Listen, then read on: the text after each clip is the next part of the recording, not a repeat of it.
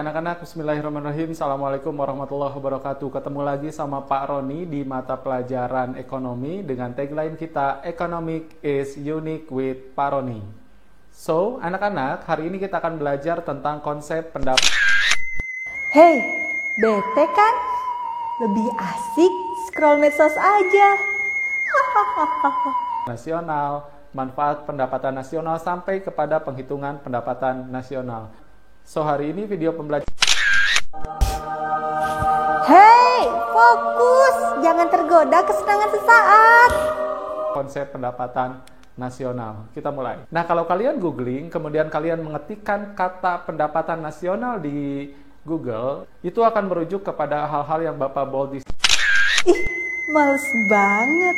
Mending tiktokan yuk. Pendapatan nasional, tapi lebih kepada apa yang disebut dengan PDB, GDP, dan lain sebagainya. Nah, hari ini kita akan membedah satu-satu tentang konsep pendapatan nasional. Atau ketika Bapak cariakan kalian data berikut. Fokus, fokus, fokus. Ingat target belajarmu. Indonesia dengan angka sekitar 3,3.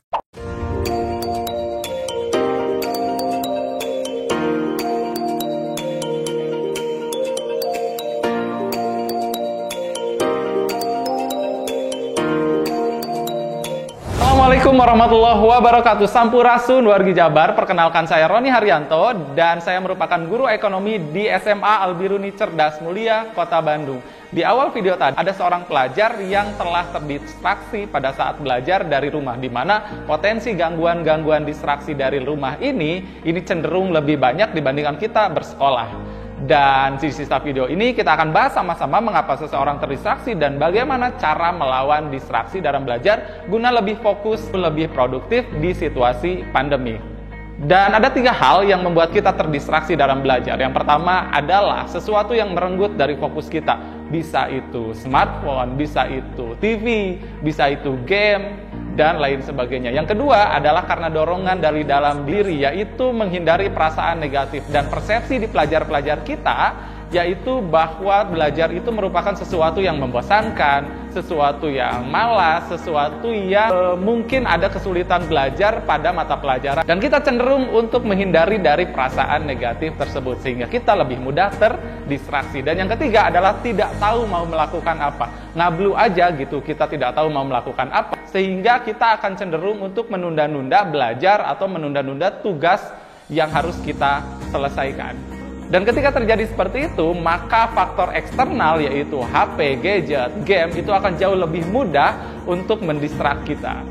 Dan kemudian kita akan bahas bagaimana caranya melawan distraksi. Ada yang namanya indistractable model. Ada 3 hal yang akan membuat kita bisa melawan distraksi. Di antaranya adalah yang pertama, know your traction, atau ketahui apa yang seharusnya kita lakukan.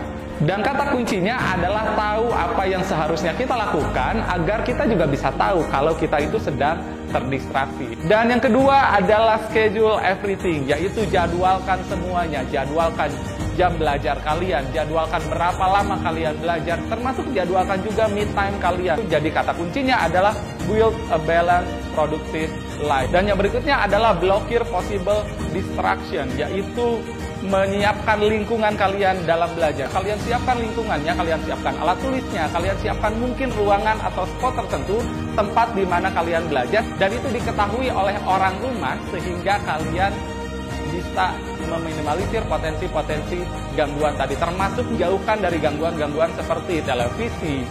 Dan itu tadi setelah kita bahas semuanya tentang mengapa kita terdistraksi dan bagaimana cara kita melawan distraksi. Dan semangat terus untuk bisa meningkatkan fokus kalian dalam belajar agar jauh lebih produktif di situasi pandemi. Terima kasih banyak sudah menyimak video ini. Saya pamit.